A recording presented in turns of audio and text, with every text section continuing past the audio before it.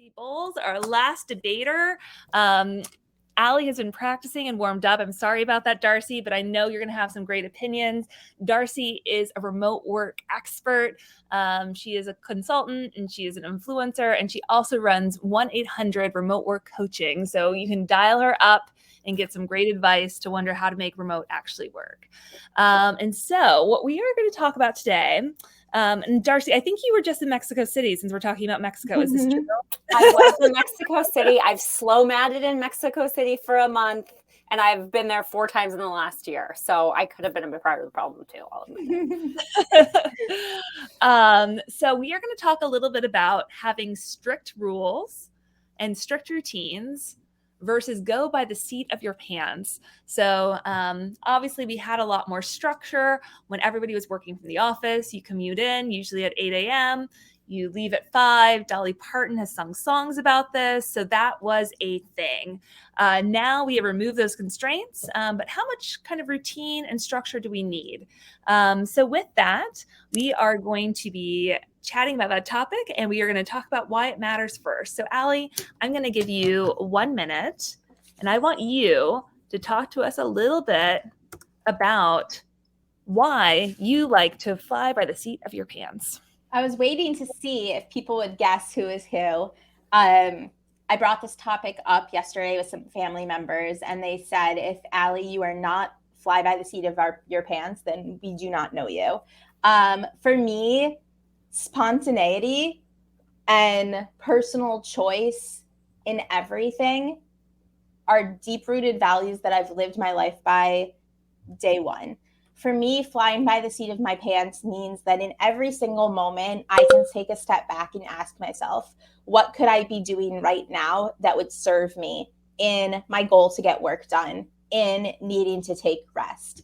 And I use a top priority model to guide me, but I don't need to follow a clear order or schedule, which gives me the freedom and flexibility to, at the end of the day, do whatever I want. And that's what I'm all about.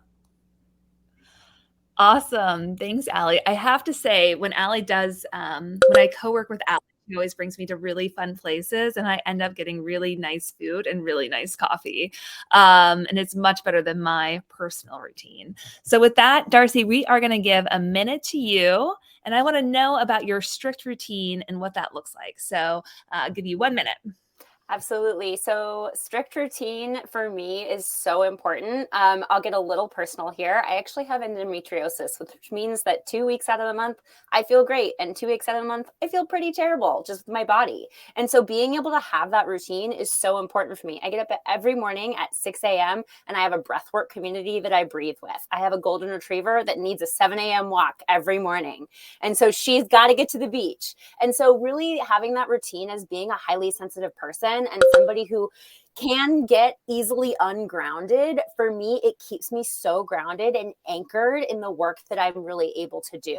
And I think it's just really essential for my health and my life to have that routine. That's why I slow mad and not digital nomad, so I can be grounded in a space to really, again, keep that routine up. Every time I fall away from my routine, I find myself not doing great work, not being able to show up for people the way that I really want to show up. And I'm easily don't take care of myself. So just knowing those things about myself, routine is essential for me.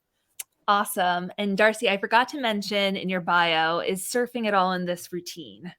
So I will say that the ocean waves and tides do not live by routine. So I will say that is one thing that I do adjust around, and I look every week of what the surf is going to look like. And sometimes I'll adjust my routine around the tides and the wind.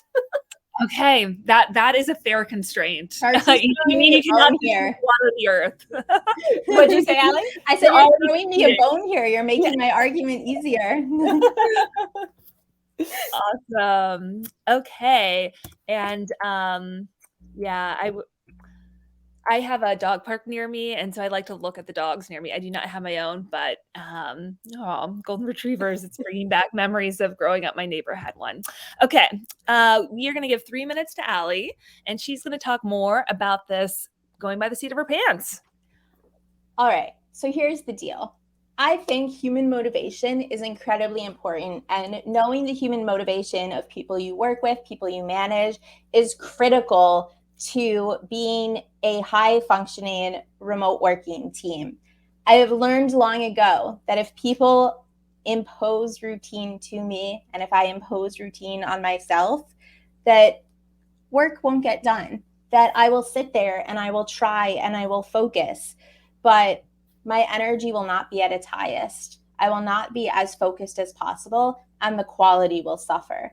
What I do instead is I listen to energy management. I started to observe what every single day I wake up, how am I feeling? What do I want to do? If I do this thing, will it make me feel more motivated to get work done? What are my commitments that I already have, and can I tailor my day around that? So looking at things like meetings, looking at things like that you can't control. The weather, is it beautiful out, and did I expect it to be raining? Can I readjust things to take advantage of that? All in all, I like to use benchmarks as sanctions to make sure that I'm working towards my progress of my most important priorities. But I like to be flexible based on other stimuli that align to my personal values, that align to the people I'm spending time with, because I'm a digital nomad and sometimes I'm only seeing people and not others. So for example, while I was in Philly just this past week, I was co-working with people that were remote working but had a more strict 9 to 5 schedule. I need to talk to them even more later. But I adjusted and I was like, all right, cool. I'm going to do my own thing in the morning. I'm going to co-work with you in the afternoon so that we can make sure we have dinner, even though usually my energy would be that I work best in the afternoon through dinner time.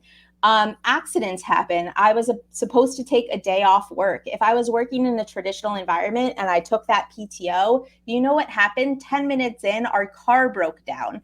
And so here I am with wasted PTO, stuck on the middle of a highway. I pulled out my phone and I started responding to emails and getting work done. Flying by the seat of my pants allows me to make sure that when emotions and mood changes happen, that I can lean into it. I can get my work done and make sure it's really successful. When accidents happen and my car broke down, I didn't waste a day off for nothing. I got work done. I was more productive. When my flight was delayed coming back to the US, I didn't just sit around and twiddle my thumbs at the airport. I got onto LinkedIn and started learning what my peers were sharing and reading very interesting articles that I barely ever have time for. I can adjust for almost anything that's thrown at me, and that's a high quality skill to bring into a workforce that others can learn from as well. Awesome. Okay. Thanks, Allie. Making a strong case there, not wasting any of that precious paid time off and being able to use time at the airport. So, love those. Darcy, I'm excited to hear your case for this routine. Awesome. So I am going to share 3 kind of routine for personal reasons and 3 routines for companies, and why I think it's important for companies to set routines and rituals. So for me, it's really about the fact that it makes me feel safe, anchored, and grounded. And so again, being able to have, I actually time block my days so Mondays, Tuesdays, and Fridays Mondays, Tuesdays, Thursdays are client days. Wednesdays are my connect day. And Fridays, I do my admin stuff. And being able to have that routine, even if I feel different on different days, it actually keeps me on track. I'm not very good I can fly by the seat of my pants, but again, keeps me massively grounded. And I'm also be able to give my full attention on those connect days. I prep myself on Tuesday evenings. Tuesday evenings are date night, always date night. We stick to that, me and my fiance. We never stray from it. And it keeps us accountable to each other. So routines for me are really, really about accountability. And then on Wednesdays, when I have my meet days, which sometimes I think Allie and I have met on a Wednesday, I know I'm prepared and ready to talk all day. Tuesdays and Thursdays, those client days, I come to a WeWork, I get out of the house. And so it actually holds me massively accountable to myself. Routines for companies. I would actually use the word routine and ritual synonymously for companies. And this actually goes back to a little bit what Rob was saying, which I disagree with hybrid work, I will say, because it's important for people, I believe, to feel safe. They understand how to design their lives around if there is an all hands meeting, if there are certain meetings on the calendar that they have to be there for or have to physically be there for. It allows people to really show up at their best because they know the routine and the ritual that's expected of them. I think that, yeah, routines are rituals. And I also think routines set expectations, especially in companies. And when people have expectations that are set, they're really, really allowed to design around them. And somebody's saying here, what about employee choice? I think you said, Tam. I think I will relate it in a lot of ways to, if you've ever been a restaurant server, you'll notice I talk a lot about hospitality, and you get your schedule for the next week the night before.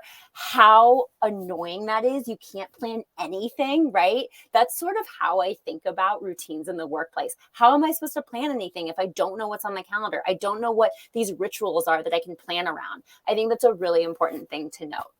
So that's really what I would, 30 seconds. That's really what I would focus on, is routines being that anchor, and why it's so important to have a routine. I do think there is some freedom within, like, and having flexibility. So I'll give you that bone, Allie, on this.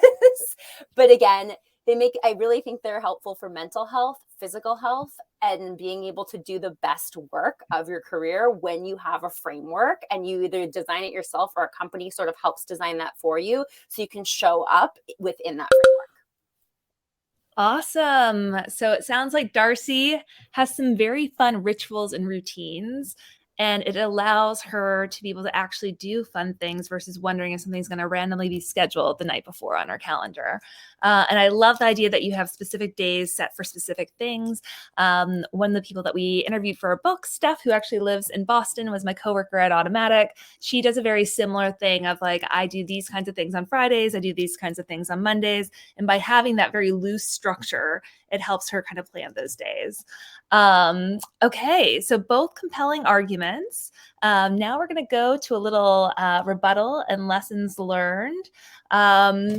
Allie, I'm going to give you 2 minutes, and I'm curious to hear what you think about some of Darcy's points. I mean, Darcy's great. So there's 3 things I agree with. However, I'm going to put my own twist on them. So, number 1, expectations. It's like my favorite word. I think we should count how many times we use the word expectations in Remote Work's book. I think there are ways to set expectations without sticking to a strict routine. And the way that I do that is thinking through outcome-based expectations, deadline-based expectations, and availability-based expectations without necessarily needing to know details or imposing a routine on yourself. And so things like, on Monday with your team, you set a cadence of, hey, this is how I'm going to run my week this week. And it's described how Darcy said, where Tuesdays I'm going to do all my client calls, or Tuesdays are going to be my head down focus time, and Wednesdays are going to be my calls. And if you do that on Monday and let everyone know what's going on for the week, or even the week before you do that for the next week, you're setting those expectations proactively. But it still allows you to change it. And so 2 weeks from now, that can be totally different. For me, that was important because the expectations I had for working hours, when I wanted meetings, etc., was different when I was in Mexico City versus when I was working and living in Vietnam, for example. Number 2 is rituals. Again, I think rituals are very important. I personally like to have rituals as benchmarks, 1 or 2 rituals a week, and I do everything else around those rituals. And so I'm very fluid with certain check marks in the week, again, not sticking to any one particular routine. So I will say every Monday around, well, sometimes it's 10 a.m., sometimes it's 11 a.m., but I do a lot of weightlifting. And I know every Monday I have that one thing to look forward to. It's my ritual. How everything else flows after that on Monday depends on how hard the squats were, how much I pushed myself. And so, I'm out of time. Last point didn't happen. I'm going to be hanging. Follow me on LinkedIn. I'll add it there. Allie, knowing about your weightlifting routine, it reminds me of the intro video we did earlier that was, like, very intense. I also like that you essentially have the great expectations, that you expect things for all kinds of parts of work and life, and that is kind of what you schedule around. Okay, so Darcy, we're going to give you 2 minutes. I am setting the timer, and I am curious about your lessons learned and any rebuttals. Ooh, okay. So I think A rebuttal, I would say, with the fly by the seat of your pants, I would say that sometimes, dependent on the person, that could allow the person maybe too much time to think about other things versus the things that they've time blocked or set their routine for. I know that's been a problem in my life, especially working remotely and now working alone remotely as a consultant and not within a team, which I think is different, that sometimes there's almost too much time when you don't have those things kind of set and you're not getting them done. So that is one rebuttal I will say. I think lessons learned is, again, it comes down to choice, and it comes down to really self-awareness. And we see this so much in remote, really high functioning remote companies have high levels of self-actualization. And it actually took me, I will tell you, 2 years of working remotely for a team and a CEO that it did not matter what I did or where I worked from as long as I got my work done. It took me 2 years to go on a bike ride in the middle of the day. And then I would start to challenge myself to do something scary, like go see a matinee movie and start to play with my energy. And that's how I have actually learned how to set my own routine, was through experimenting around what worked for me and what didn't. And Allie knows she's a fly by the seat of her pants girl. I know for my health and my mental health, like, sure, I can be. And if the waves are great, y'all, I'm canceling my meetings. But like most of the time, I've got to stay grounded. I've got to stay anchored to be able to do great work and also to be able to fully show up in the times I've committed to show up. I also think that comes from my core value of accountability. If I have something on my calendar and I'm going to go meet somebody, I will be accountable to that. And that's really important for me to design my life around. So again, back to employee choice, or just choice of a human being, understanding your values, understanding how you work best, and understanding your health and mental health and what keeps that stable. And sometimes it's fly by your seat of your pants for some people, like Allie. For me, it's routine. Awesome. Okay. Thank you, Darcy. There are some comments. People were agreeing with you in the chat. I love that you are being truthful, that it took 2 years for you to actually take a bike ride in the middle of the day or see a movie. It does take time to trust yourself to be able to work that way, and also kind of change all of these patterns that we know about work. My last manager at Automatic said hi. And he is here today, Paul. But I remember when I joined Automatic and I got my job offer, I felt very sneaky because I was like pinging people at HR, and I was like, can I really leave San Francisco after I get this job? When he said it's remote, like, can I actually sell all the things I own and leave this city? And I felt very cagey about asking that. And I think that goes back to that fear of like, will they allow me? Will they say no? And I eventually had to learn to trust myself. With this, if people have questions from the audience, we can take some of those. Ben is going to do a Pecha next, but he also has a comment that one has to get out of their own way in terms of taking advantage of the flexibility. And I think that is so true, that we have to give ourselves that leniency and that ability to do those things. I love a matinee movie as well. Emily I'm here. also here for the matinee movies. It's still scary to me as a routine gal, but I'll force myself to do it to learn more about myself. The time benefits of Europe, I do so many interesting things while you're all sleeping. Hiking, matinee movies, weightlifting, cooking rabbit. It's a great life to be an afternoon person when you're hours ahead. Awesome. So we have a question here from Ben. What has been your biggest surprise about what the reality of remote work has been versus expectations when you first started the journey? Ooh, Darcy, do you want to answer that first? Oh, I don't. Okay, I'll go. I can go first. I'll give you some time to think. Yeah. So for me, the biggest surprise was that people did not want to do things as differently as I wanted to do things. And so if you're a follower of our newsletter, a couple months ago, I wrote about this. I go to co-living spaces quite often, which are houses and communities with remote workers that live together, and they all work for their separate companies in co-working spaces. And I'm always surprised, and maybe I'm like lessening my chances to win in this debate by how many people still follow quite traditional work schedules, even though they're remote working. That the first thing they think of when they think of remote work is the choice of location and location flexibility. Whereas for me, it's always been time flexibility, location flexibility, and the how flexibility. Having nonlinear work days is incredibly important to me and how I manage my energy and how I get excited and motivated by things. And so the reality was, I thought I was going to be surrounded always by people that were like me and doing things wildly different every single day. And that was not true. And so the expectation that I had to change was, how do I fit in the fact that I like to fly by the seat of my pants to people that prefer routines? How do we work together? How do we talk about expectations and set benchmarks to check in? And that's something Tam and I do with our one-on-ones, and use them just to continue to grow our relationship and have that sanctioned time for each other, because we're navigating different time zones, especially. Yeah, that makes a lot of sense. I think for me, expectation kind of comes back to this like value of permission piece. Like, what do you expect me to do, versus the reality? What I've really leaned into the last couple of years is that all of us in this remote space now are scientists. And I actually just bought myself a lab coat and goggles, and I've been wearing when I've been working. We're scientists of a new world. And I think that there's an unlocking between expectations and the reality that like no one knows how to do this well for their culture, and everybody's culture is different. And so like allowing every employee and every individual to be a scientist of their own time, and to like unlock and kind of throw away a lot of the expectations that we've had socialized in the office, and unlock like being creative with what works, not what we've done in the past. And so that's been a really powerful kind of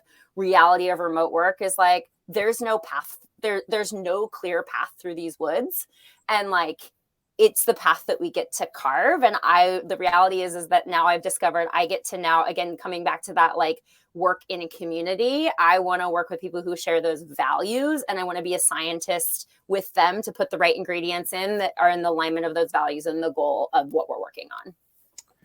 I love that. So you're talking a lot about experimental mindset within kind of design thinking. I used to work at IDEA, which is a design firm, and they are all about the idea that you want constraints, but within those constraints, you can kind of create and imagine a whole new world within. And I saw a lot of people in the chat were kind of agreeing with the idea of, I like a loose structure that I can be spontaneous within those. So, if you are saying, okay, this is my connect day, you can be kind of creative with like, how are you connecting? Who are you connecting with? Where are you connecting from? And so I think that is, again, a little bit of middle ground between your two debate topics, but we'll still obviously see who the winner is. And I want to give a plug again for the panel we had earlier. And I think this, Tam and Libby and Marcelo were making a lot of these points, but the reason you can actually have these nonlinear days is because you actually do documentation so people can access information at any time, and that you do have asynchronous communication. Because without those things, you are then tied to a screen 8 hours a day like you were in the office. With that, we have a couple more comments. So Ben, expectations and preferences are often hard to see in remote, and we are often wildly misaligned as our colleagues, in particular in diverse teams. So it requires a lot of relationship development and collaboration. I'm curious, do either of you have kind of thoughts? I have a plug for Allie because I co-wrote a book on this with her, but any ideas on how to kind of set expectations and get on the same page with different preferences, such as a user guide, Allie? How can you do that? So great tools that you can find in your copy of Remote Works are things like a user guide, writing down what everybody's preferences are. And if you don't know it, grab your lab coat, like Darcy said, and experiment. And so we offer a working styles preferences guide, which is our Mad Libs version of what does your gut say feels good to you? And on top of that, an energy tracker to actually write down and experiment and do a diary study of what works for you. And once you know what works for you, come together as a team. When you have a one-on-one with someone you're working with, have a collaboration kickoff and very explicitly set those expectations, and then write them down so you do not forget what you talked about. as at the team level, write down that in the team charter. There's different activities you can do to really think about how often do we meet and why. What does our asynchronous stand-ups look like? How do we communicate with each other asynchronously? How do we offer each other support? And what are the expectations to ask for help and seek out help? The more explicit, the better, and documentation always.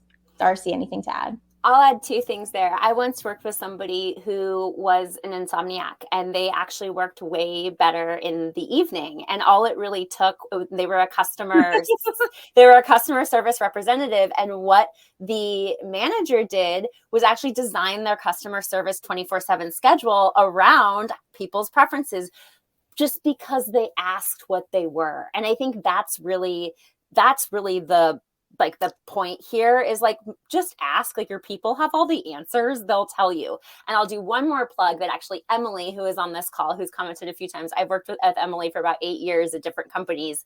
She set up an auto question in a channel once that just said, what did you do for you this week? And it really unlocked the permission of people to share what brought them joy and what motivated them outside of work. So people could really start thinking about this sort of self-awareness that we're not taught and not socialized that it's okay to do generally in the workforce. I love that, to not make assumptions that just because you're in a time zone, you're going to want to work 8 to 5. Allie, I think, was pointing at me digitally because I am very much a night owl. And since I've deeply leaned into remote work as we were writing our book, I have started going to bed between 2 and 3 in the morning here and getting up usually at 11. I got up earlier today to practice, but I've been able to like truly shift my time. And when I was at Automatic, I was doing a lot of that as well, more so because I was based in Europe. And then I would do a later shift, and then I'd have a call or two with Silicon Valley.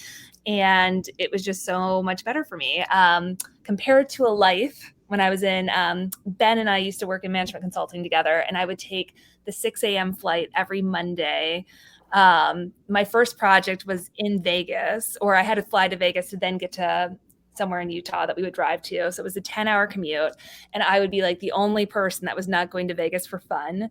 And I was like in my like Zara business suit, new grad, like ready to take on the world. And I kept getting confused as being the flight attendant. So obviously had really great wardrobe choices then.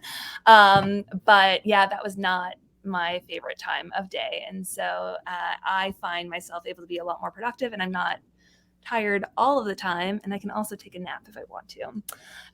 So with that, I think we are coming to a close here. Yes, everybody put in your votes. I think we can take away from this, again, it's all about learning about yourself, self-awareness, managing your energy, and finding what works for you. And let's see where this one goes.